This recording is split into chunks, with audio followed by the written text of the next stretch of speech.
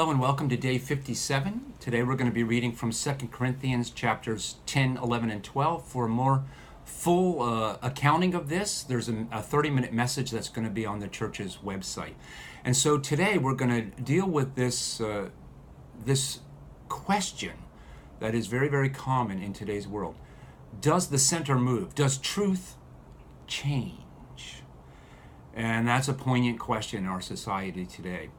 Paul again begins in chapter 10 defending his authority to present truth to the people at Corinth.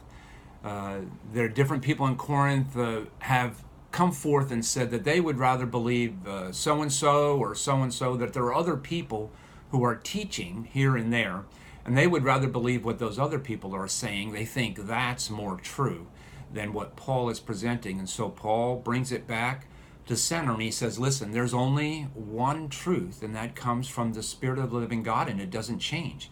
He admits that he's not like the super apostles, that's what he calls them very sarcastically, but that he was one untimely called, and that he has been given the authority straight from the Spirit of the living God to present the truth and challenge the church to become what it was meant to be. He actually calls these other teachers false apostles because they teach something that's contrary to what it is that Paul is teaching. And now, as Paul taught, there was no New Testament. There were no letters of Paul.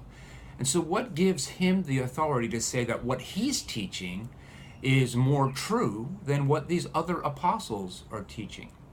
And Paul's defense is that God gave him direct authority to begin the church, to be the first sort of bishop or first leader in the church.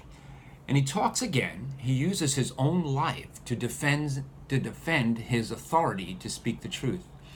And he says that what God has done in his life is he's given him an immediate reason to be humble. He calls it his thorn in the side. He's asked that it be taken away, but it continues to come back upon him. And it leads him to the conclusion that he is the least of the apostles, that he is not worthy of being the representative of the truth, that in fact others perhaps are more educated, more worthy, and that his thorn in the side reminds him that he's merely a man. He's just a weak person. And in his weakness, then his Lord is strong.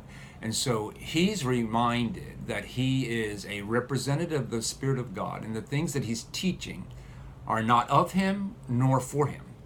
And that, he says, that his Damascus experience and that is what gives him the authority to say that this is true.